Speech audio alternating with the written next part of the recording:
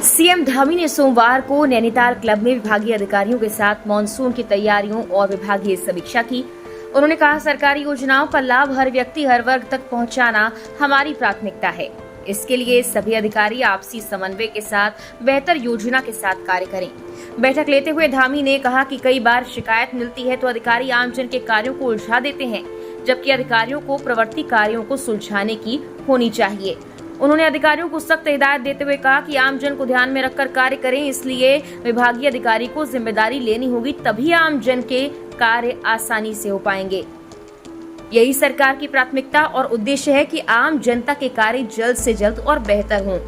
CM ने बिजली विभाग की समीक्षा करते हुए कहा, आए दिन विभिन्न सोशल मीडिया से जानकारी मिलती है कि जनता की बिजली खपत से ज्यादा उनके बिजली के बिल आ रहे हैं। इस संबंध में सीएम ने विद्युत विभाग के चीफ इंजीनियर को दूरस्थ क्षेत्रों में बिजली सुधार के कैंप लगाने के निर्देश दिए। इसके साथ ही बिजली घरों में आम जन को बिजली बिल सुधार की व्यवस्था देने के निर्देश दिए। सीएम ने कहा, पिछले साल की तुलना में इस साल दोगुने यात्री कैलाश यात्रा पर आए। इससे जाहिर है कि भविष्य में और ज्यादा यात्रियों की आने की संभावना है।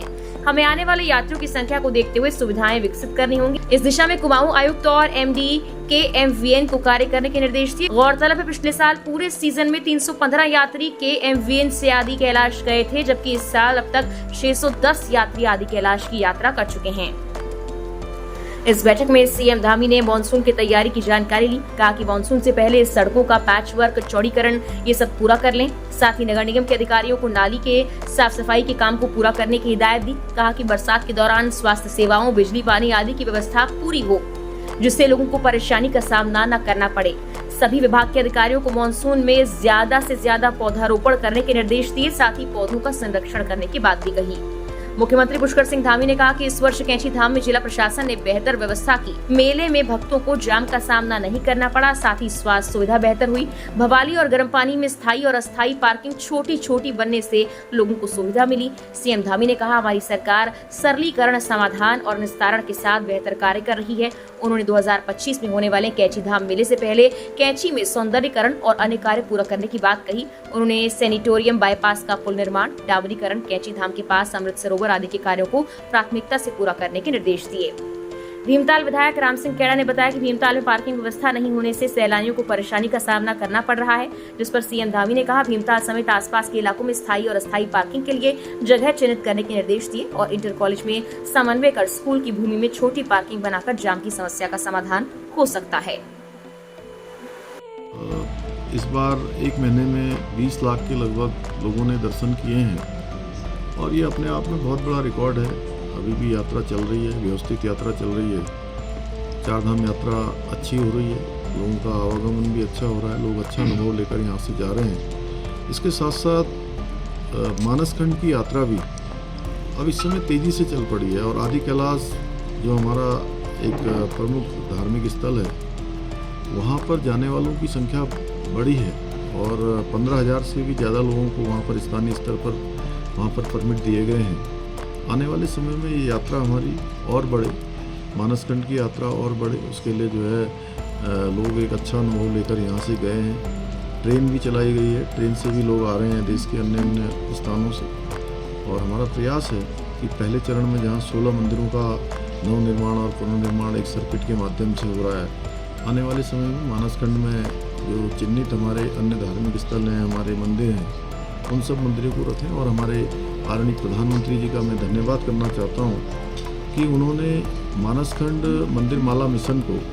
उत्तराखंड के अपने जो विकास के 9 रत्न उन्होंने हमको हमारे लिए निर्धारित किए हैं, उन 9 रत्नों में मानसखंड मंदिर माला मिशन को भी सम्मिलित किया गया। निकाय चुनाव चूँकि हम शुरू से ही लगातार निर्देश करते रहे हैं और उस पर आगे का वर्क प्लान तैयार हो रहा है।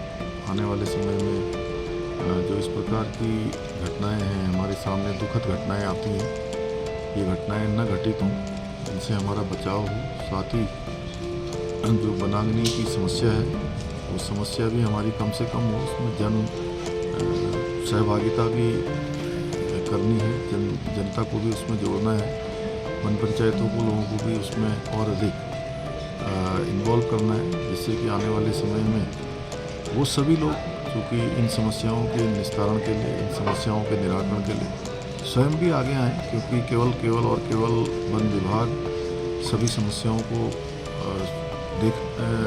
देखते हुए जब तक लोगों का सहयोग नहीं मिलेगा तो उनसे मानसून आने वाला है, सड़कों की समस्या है, पेयजल की है, बिजली की है, ये वनाग्नि है, हमारे खाद्य विभाग हैं, इन सभी विभागों को, क्योंकि स्वतः ही ऑटो मोड में लोगों की परेशानियां, लोगों की समस्या, उसका समाधान करें। और जो हमारा मंत्र है सरलीकरण, समाधान और निस्तारण और संतुष्टि, ये 4 शब्दों के आधार पर एक मंत्र हमारा पहले दिन से प्राथमिकता के आधार पर हमने कहा था कि हम इसको लागू करेंगे।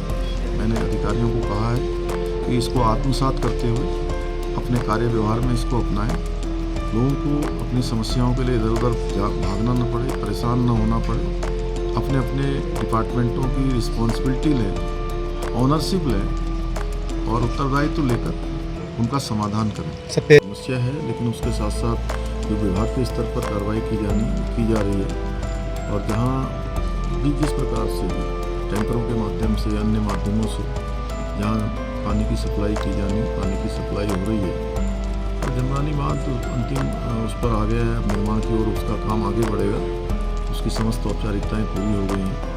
तो इसके निर्माण हो जाने से क्योंकि केवल नैनीताल जनपद, हल्द्वानी इतना ही नहीं, इसके आसपास पूरा तराई, भावर और आगे के स्थानों पर भी लोगों को जो है बहुत फ़ायदा होने वाला है। हमारे यहाँ पर जो एक समस्या लगातार जल स्तर हमारा कम हो रहा है, वो जल स्तर भी हमारा मेंटेन होगा और एक बड़ी समस्या का समाधान होगा।